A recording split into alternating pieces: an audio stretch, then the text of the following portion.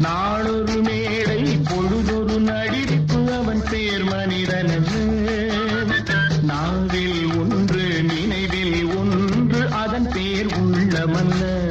உள்ளத்தில் வைத்ததை உதட்டிலும் வைப்பவன் எவனோ அவனே மனிதன், எவனோ அவனே